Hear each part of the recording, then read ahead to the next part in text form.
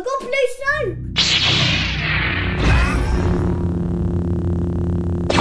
Hi there Star Wars collectors, and welcome to another Bossk Bounty video, and welcome to episode 141 of Ask Bossk Bounty. This is the weekly Q&A series that drops every Sunday, where I take your questions from the comment section below and do my very best to answer them. So if you do have a question for next week's episode, please leave them in the comment section below and hopefully you will be featured. If you happen to enjoy the video and you want to tell me that you've enjoyed the video and tell YouTube that you've enjoyed the video, hit that like button down below because it really does help the video and the channel. So thank you so much for that. And I just want to say a massive thank you to Mika Goodman for becoming my latest channel member. Thank you for the support, my friend. All right then, with all that being said, let's get straight on to the first question of the week. Plastic Thunder says, do you feel it's a crime Hasbro has shown almost no appreciation for Attack of the Clones as far as figures go? They could have easily given us Jango's Slave 1 opposed to the Book of Boba Fett version. Also, could have reissued Jango or made a new one as well. 100% with you there, my friend. I do think it is a crying shame that we haven't had more from Attack of the Clones this year. We've had the Anakin, which is basically a repack with a new cape. We should have really had a Dooku, a new Jango. They should have reissued the gunship somehow. That would have been awesome. So yeah, it is a crying shame, most definitely. GA says, hi BB, do you think the upcoming Andor series might propel Mon Mothma enough to get her released on a Return of the Jedi card in TVC? She has now appeared in lots of Star Wars media and, in my opinion, was a glaring omission from the vintage lineup back in the day. Thanks as ever, man.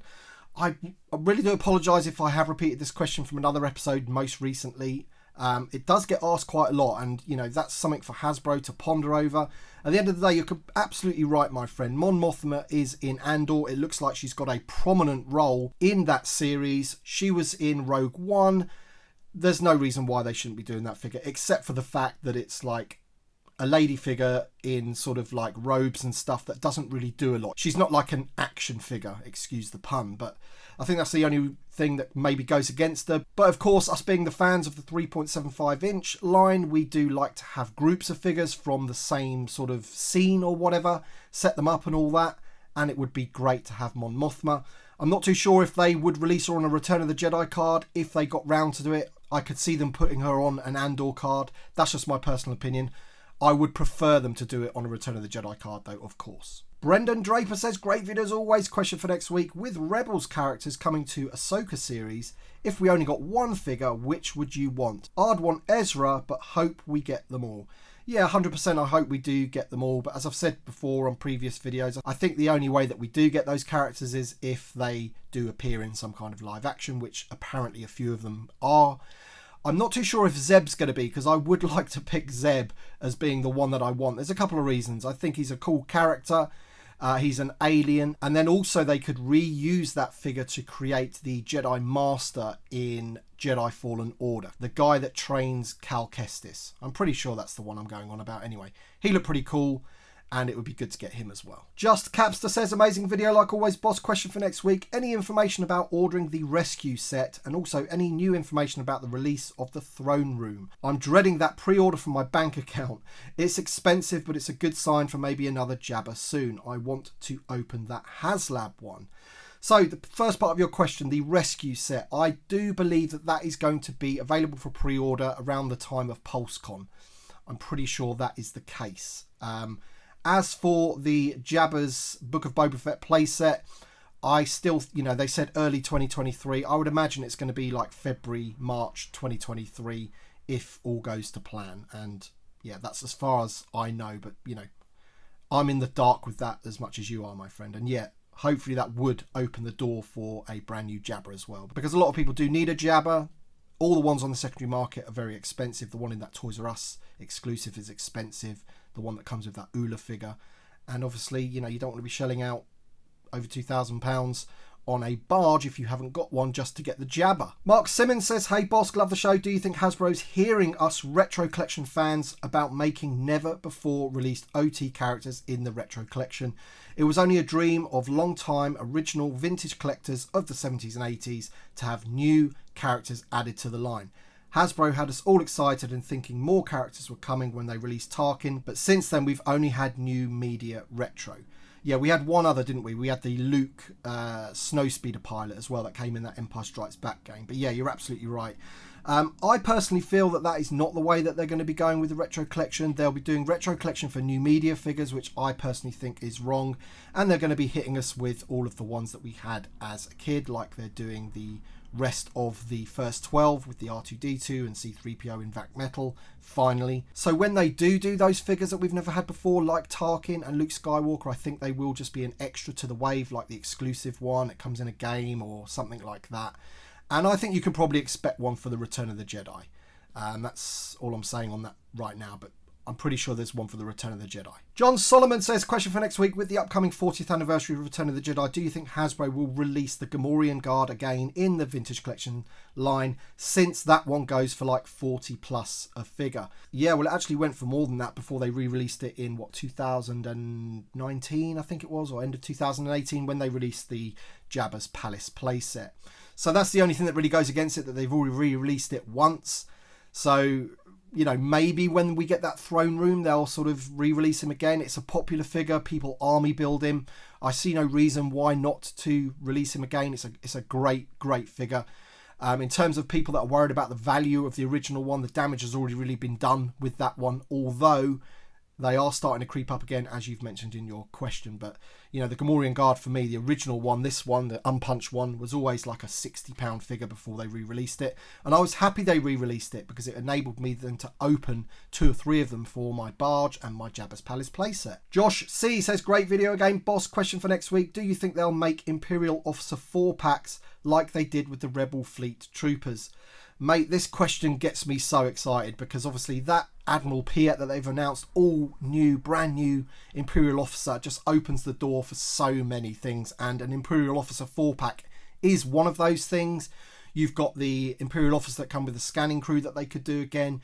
You've got the briefing room with like Yularen and all the other guys. You know, you've got all of the officers they could do. Veers, there's just so many, and they would just be silly not to do that. I know potentially Imperial Officers, men in grey suits, aren't really as exciting as some of the other figures that maybe they could release, but essentially once they've got that mould, surely it's not going to cost too much just to repaint it, stick a different rank on the uniform. Krennic, Thrawn, there's so many good things that can come out of that, and it is actually quite exciting.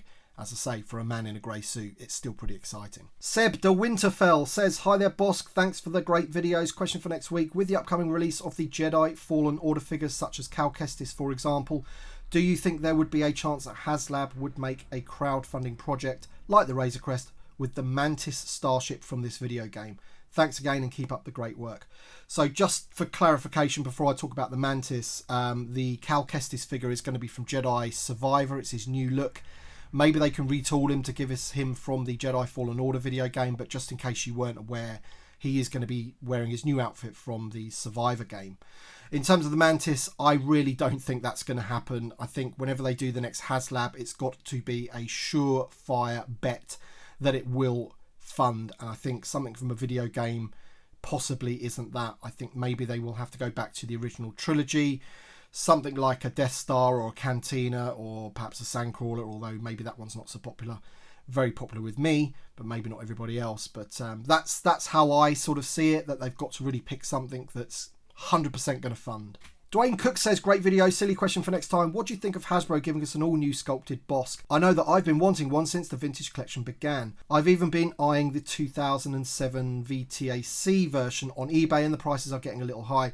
Bossk has always been a favourite of mine, and I really hope we get him in live action again one day on one of those new Disney shows. Yeah, that'd be awesome. That'd be a dream for me. This is the figure that you're talking about, Vintage Saga Collection 2007. It's still a great Bossk, but when you look at the figures that they're bringing out most recently for the like Death Watch Mandalorian and Fennec Shand and all of these awesome figures with all the new articulation, this one looks more and more dated, but it is a fantastic Bossk. It is the best one that we have at this moment in time. The things that I would like done to this figure, I've said it a few times before, is hinges at the wrist there instead of just at the arms, because obviously the Black Series has got that one. It would be nice to have like a hinge on the mouth so you could open and close his mouth. I'm not too sure if that's possible on this size figure. And also if they could give him the new ball jointed hips would be good as well, because these are swivel hips. Also, the plastic around his flight suit is very sturdy, thick plastic, and that makes it you know, it restricts the articulation. You can't get him to sit down or anything like that. And these happen to split quite easily as well. So maybe they need to make these out of more rubbery type material.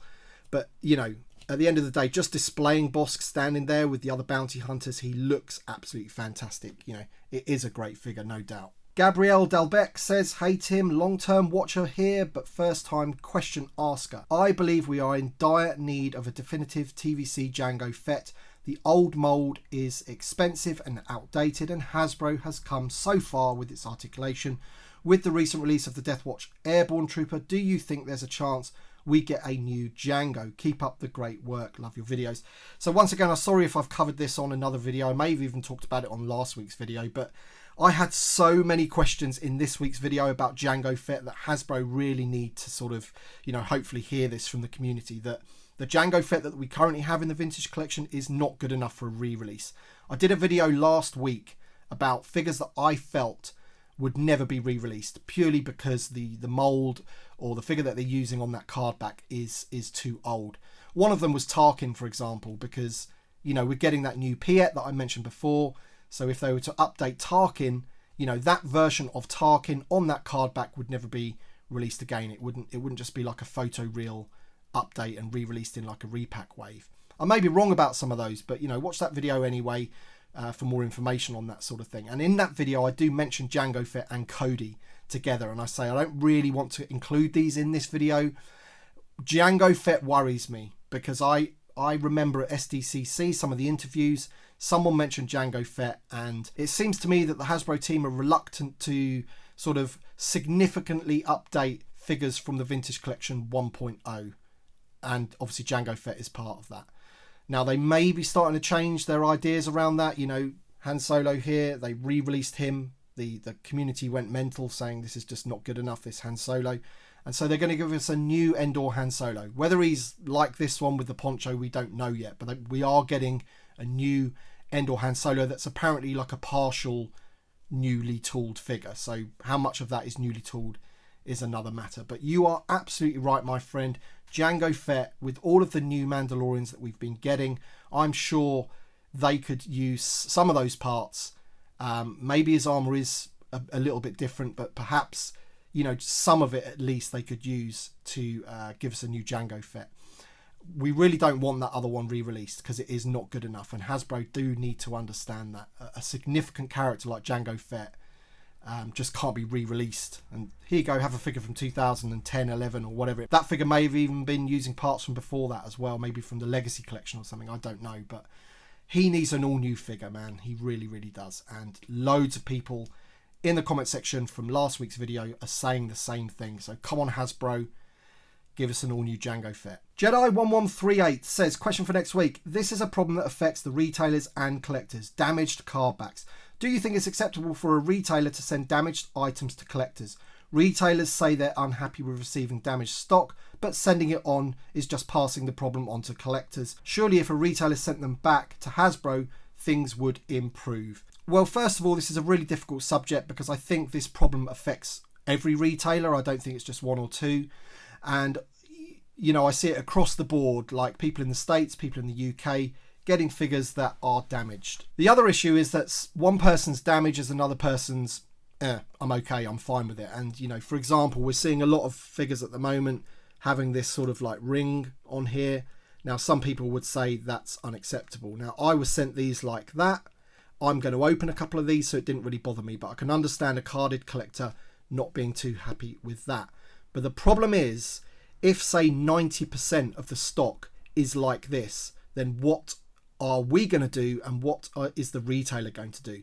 I remember the Emperor wave with Tebow, the Emperor, IG 11. The Emperor was virtually every single card from whichever retailer you got was damaged. And, you know, I know some of the retailers did send all the stock back, but then you've got a lot of very unhappy customers saying, well, where's my figure? And when it's like, well, now you've got to wait ages and ages because I've sent all these back and I'm waiting to be restocked with undamaged. And then what happens when they all come back to that retailer and they're damaged again? It's a very, very difficult subject. And as I say, I think it's just something that Hasbro need to sort out. They need to get their quality control to a higher standard to make sure that figures are turning up to retailers in good condition. After all, most of the really good retailers out there, and we've got a few of them in the UK, they're not going to purposely send you a damaged figure or purposely send you a figure in a box that's going to be damaged on the way. So it's very difficult. Obviously, you know, companies like Amazon and stuff, they don't care. Walmart, apparently, they don't care. They just throw in a box. So they're probably throwing a perfectly good figure into a box and then it gets damaged. The problem is when retailers are getting cases and cases and cases of figures and they're all damaged. It's a difficult one. It's not something that I've got the solution for, my friend. It's just something that plagues the hobby, unfortunately. John Pressier says, question for next week: what percentage do you think Haslab would make a 3.75 inch Endor bunker with shield generator dish and platform for an AT-AT? The roof of the bunker could lift off to make an interior playset with lights and sound. Now, as much as that sounds extremely cool, and it does, I would say 0% that Haslab would make that. I think it's just too grand. I think, you know, if you were to have the AT-AT with the Endor bunker, the shield generator, then you'd want the platform, you'd have to have the shuttle. There's just too many big things involved in that, and it just seems a bit too much, if I'm being brutally honest. However, you know, I really can see that we are going to be getting more stuff for Endor, in particular for the 40th anniversary of Return of the Jedi. And I'm looking at the figures that we've had in the lead up to the 40th anniversary. So we got the Han Solo reissued, although, you know, it's not very good. They're doing a new version of this figure. We got the Leia, we got the Luke, we got Paploo. I believe that Logray is getting reissued. We're getting the speeder bike that's been pipelined with a scout trooper. So that makes me believe that hopefully the 40th anniversary is going to deliver some other stuff to do with Endor. And an Endor bunker playset would be absolutely fantastic. We've had that previously in the Power of the Force. That would be brilliant. We've had the ATST in the past. So there's lots of things that we've got for Endor, and I think like a bunker playset would be awesome. I'd also love to see the Ewok catapult make an appearance again, and also the glider. That would be awesome in a vintage style box. Maybe even some pieces of the Ewok village would be good. We'll have to wait and see what's coming, but that's kind of my thoughts on it. In terms of the Haslab, I think what you're thinking of there is just a bit too adventurous, basically, for what they've got in mind. Daniel Coleman says, another smashing and informative video question. We have no sand people from the Book of Boba Fett, a character that played a big part of that show. One could even say one on a Mandalorian card. In terms of the Tusken Raiders from the Book of Boba Fett, I think they are extremely likely at some point in the future. As you say, they played a prominent role in that show, and I can see us getting some of those. So I wouldn't worry too much about those. Lots of figures to come out next year, not just for the Return of the Jedi. And yeah, I could see something good happening there. Channel member The Modal Node says, great episode as always. Question for next week. I prefer the Vintage Collection to the Black Series, but I feel the Black Series has the advantage when it comes to soft goods. It seems to me that many of the cloaks, capes, etc. in the Vintage Collection don't fall very naturally on the figures because of their size and the way they are awkwardly packaged in with the figures. Do you have any methods for getting capes to look good on figures, like the Rogue One Darth Vader, for example? And any thoughts for how Hasbro could improve the soft goods? I've got to be honest, I haven't really sort of messed around with the Rogue One Darth Vader, especially since having the new one from Obi-Wan Kenobi. And I really didn't have too many issues with that figure in terms of the cloak and the soft goods around his legs. I thought they did an exceptional job with that one. Soft goods on these two I seem to think are okay. I think it's definitely when you get like a Jedi's robe with the hood that they really, really do struggle.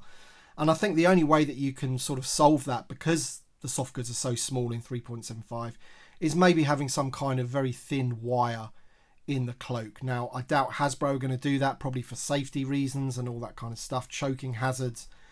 I can see that's probably the reason, but if you're good with a needle and thread, then you could probably do something yourself, especially on the hoods, to make them sort of lay nicely like the Emperor's hood does. You know, that sort of way that he has his hood on. That would be ideal, wouldn't it? Horrorfan says, hi Tim, the coins for Little Bosks have been shipped. They should be there in 2 to 3 weeks. Thank you, my friend. I really appreciate that, and he will really appreciate that. He collects those coins, as you know, and yeah, thanks so much, my friend. And his question for next week is, do you have any original vintage figures from your childhood? I do. Only a few. I have like a Biker Scout. I have Nin Num.